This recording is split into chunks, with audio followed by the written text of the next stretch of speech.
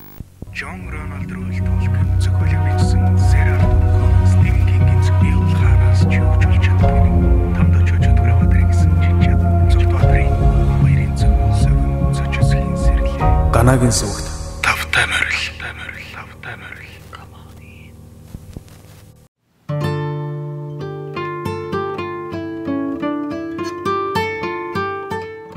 Хүлээлт.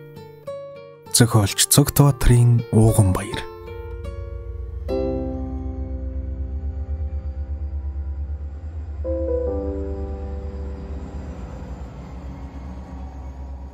Зун цагийн үүлгүй шөнө оддын доорхот амгалан нойрсох мэд. Хаа нэгтээ хөнгөнөх машины гэрэл дээр дээд ялтаж, зарим нэг орон сууцны гэрэл асаалттай үзэгдэх нь харанхуйд тодхон ялгарч харагдана. Бөйдхэн юм шиг хэрнээ хүн зун холгилдсон дархан хотын гал тэрэгний буудалд хөл хөдөлгөөн чимээнэр үл тасрах хажээ.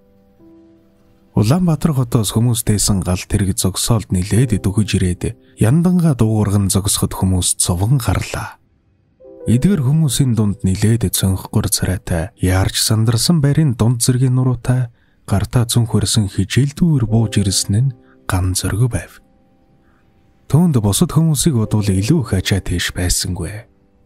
Тэрээр шууд л таксинд суугаад эмнэлгийн зүг яран хөдөлгөн тэр.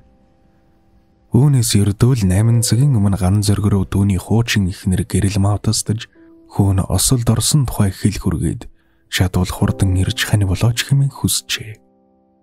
Гэхдээ үнэн хэрэгтээ осолд орсон хүүн ган зөргөн өөрийнх нь хүү бишээ гэдгийг гэрэл ма тэр хоёр хоёулаа сайн мэдгүүлээ. Харин ган зөрг одоо Ариуна гэсэн царайлаг залуухан бүсгүйтэй гэрлэж хоёр хөөрхөн охины эцэг болжээ.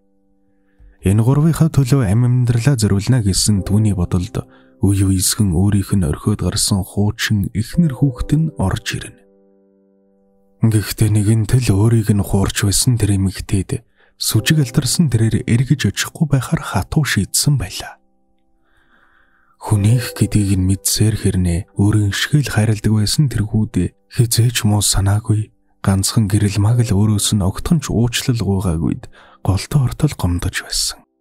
Аз жаргалтай байхаар зорисон бадрангуй сэтгэлд нь хар толб суулгасан тэр эмэгтэйд гомдохоос өөр сонголт түнд үлдээгүй ажээ.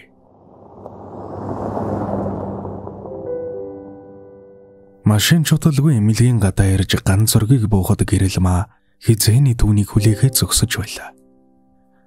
10 хэдхэн настай жаахан хүү автомашины осолд орж эмнэлэг тухаангүй хүнд гэмтэл аваад хэвтэж байлаа. Гэрэл магийн ойлгч тэнхэлгүй болсон бүлцэж хавдсан нүд ган зөргийг авралын харцаар ширтгэжээ. Гана би чамайг ирэхгүй байх л гэж бодлоо. Чамд баярлалаа. Хүн маань өхөөс хүү гэдэг тэрэл байна. Би яхаж мэдэхгүй. Тэмэтгэл аргаа брахтаа чамраа ирээд хүүхэн юм болчхоор чамаас өөрийн тухайга хэлэх хүн санаанд нь орж өгөхгүй маа. Зөргөө маань одоо яаж ийн? Ядад царайг нь хармаар байна. Одоо хүнд мэс тасалд орж байгаа. Өрөөрөө норох боломжгүй. Тийм үү. Царайг нь ч болохны харгасан. Ийм юм болж нэгдэг тоогүй. Ингэж ярьж байхдаа гана гэрэл магийн зарай руу ёр тогтож харахгүй байв. Энэ байдал нь гэрэл мад нилээд зовиртой санагдаж буй мэд яахаа олохгүй тогтож ятан байлаа. Тэдмээс засал хэрхэн төгсгийг хүлээн хүүгийнхээ амийг эмчид бас бурханд даатхан чимээгүй сууцгааж байлаа. Ган зөрөг тагдоогүй шал ширтэн суун. Харин гэрэл маа хүүдээ санаан зовхын хажуугаар ган зөргийг хэрэггүй ч дууд утаа гэж бодоод өөрийгөө илүү их шаналх хажээ. Хэсэг чимээгүй суусны дараа гэрэл маа төрүүлж амнэн. Сэрхэгч өөрийнхөө хүү биш гэдгийг мэдсээр байж энд ирсэнд би талархаад ч барахгүй. Үнэн хэрэгтэй зөрөгтэй маань төрсөн эцэг нь үргэлж бид хоёр дээр ирж тарамталдаг байсан. Дандаа л согтөрч тэр болгонд хүүг маань хайр найргуул цодно. Намайг өмөрхөр чамшиг завхаа миний өдөс том дуурах болоогүй гэж хэлээ дайрч давшлаад нүүр нүд үзэгдэг.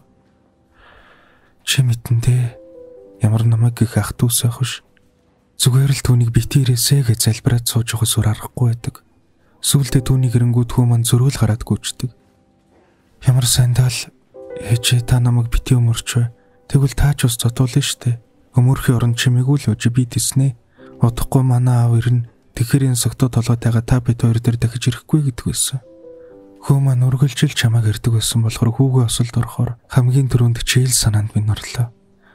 Үнэн хэрэгтэрээ хүү маань түүнээс цухтаж байгаа л машин дайруулсан. Ганаа би үнэхээр яхаач мэдэхгүй байна. Хөнгөө хум газангаас олоо чамаа гомдоосон би гэдэг хүн өөрөх ёстой нүгэл өөрч байгаа нь энэ байлгүй. Ингэж яриад хэрэггүй дээ. Одоо хүүгийн амнаас л чухал байна. Гэхдээ ямар ч байсан би та хоёрыг хотод аваачнаа. Манай ариунаа ууч тэнүүн сэтгэлдээ сайн бүсгүй учраас ойлгоно. Та хоёрыг ямар ч байсан эндэх дарамтнаас ч гаргана. Үгүйтэй чам баярлалаа гана. Би ингэж хэлээгүй. Би чиний амьдралд чинь хичнээн удаа гайвлах уу? Магадгүй тэр сайхан бүсгүйн сэтгэл зүй суулгамарг байна. Чивэл сайн хүн өөрийнхөө ихнэр хүүхдээ хажуугаар хүү бид хоёрт санаа тавина гэдэг байж боломгүй хэрэг. Би зүгээр л гуниг зөвхөрлөөр дүүрсэн сэтгэлээ хэн нэгэнд хэлж онгойлох гэсэн юм аа. Чамайг ингээд хүрээд ирсэн явдал надад хангалттай сэтгэлийн тэм үзүүлж байна. Хүн маань ямар ч байсан намайг л их хүлээж өгүүлж хардаг байж дээ зайлвал. Хаяа нэг уцаар ярахаар онцорхаал ангитай хамт бол наманлайлж үлгэр жишээж өгөхд болдгоо гэдгийг сонсоод сэтгэлд их л үеиг байдаг байсан. Гэтэл тийм ээ. Миний хүү хамгийн сайн хүүхэд. Аав намайг онцораарай гэж хэлсэн гээл хичээлдийг шамдан. Чиний хэлсэн ганц л үг хүүд минь хичнээн их нөлөөлтийг мэдхүү. Ингэж хэлээд гэрэл маа өөрийн ирэхгүй ганаг тэрвэрэн ихэр татан уйлав. Түүний нүднээс урсах нүлэмс гуниг зөвхрөл бас бяцхан баярлсны тэмдэг болон халуун зам татуулан доошлоно.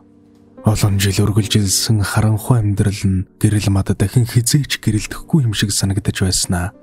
Хажууд нь ямар их нөмөр нөөлөгтэй сайн хүн байгааг мэдмэгцээ дахин гих шиг болжээ. Гэхдээ энэ хүн мэдрэмжин түнд дэндүү их хүнээр иргэн иржээ. Нэг ханны цаана өөрийнхөө төрсөн биш харин хүмүүжүүлж өсгсөн эцгийг өгүүлж битгэрсэн хөөрхий хүү өөхөксөхийн цаг дээр амь тэмцэн тэлчилж байлаа.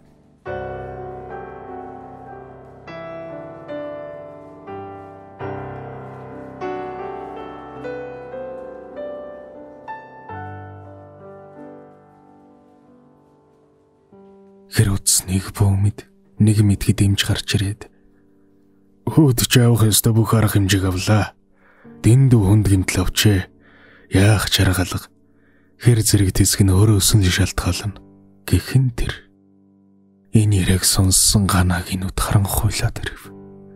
Хэдий өөр хүнийг ч гэлээ өөрийг нь төрсөн эцгээ гэж санан итгэл найдлага тавин хүлээдэг байсан тэр бяцхан хэрсүү хүүхийн өмнө тэрээр түмэн буруутай мэд сэтгэгдэл агшин зүр төрхөн төр.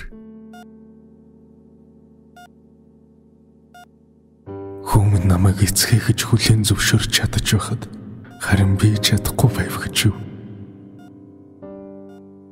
Энд тэндээ зовсонд бодогдсон цонхгор царайтай дөнгөж амтай голтой байгаа бяцхан хүүгийн биеинд энд тэнд нь бүдгхэн хөх толб үзэгдэх ажээ. Нүд нь ястай тэрээр энэ ертөнцөөс агшин зур хагцах гэж байгаа мэд ганаад санагдана.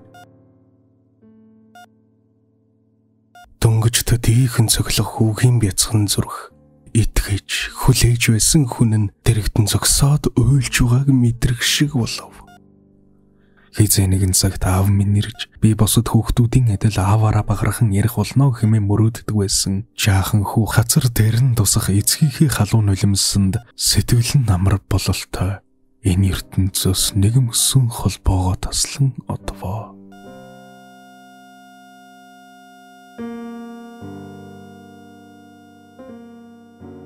Ухаан мэдрэл нь алгуулсан мэт ган зэргийн амнаас зөрөгтөө миний хүү гэсэн зөвхөрлийн бүдгхэн дуунаас өөр зүйл сонсогдсонгүй. Тэд нэг мөсөн хүүгээсээ хагцжээ. Эмилгийн үүдэнд харамсал гомдол зөвхөрлдөө дарагдан зогсоо хоёр дээр сувлэгч бүсгүй хурч ирээд. Энэ зүйлтийг танаа хүү ухаангүй эмилэгт хүргэгдэж ирэхдээ гартаа тас адахчихсан байсан юм а гэд ганаад өгөөд яран буцаж орлоо. Цусанд халтардсан мөнгөн гинжин зүйлтийг хараад хүүгээ 8 настай байхад нөрхөөд явахдаа дагаж чаргууцалтахаар нь аав нэргэж ирээд авнаа гэж хуураад өгч байсан өөрийнх нь зүйлт болохыг тэрээр гинэд саналаа. Шингэн цагаан туяа хотыг гэрэлтүүлж зүүнээ сургах наран юу ч болоогүй мэд мишэн ургав.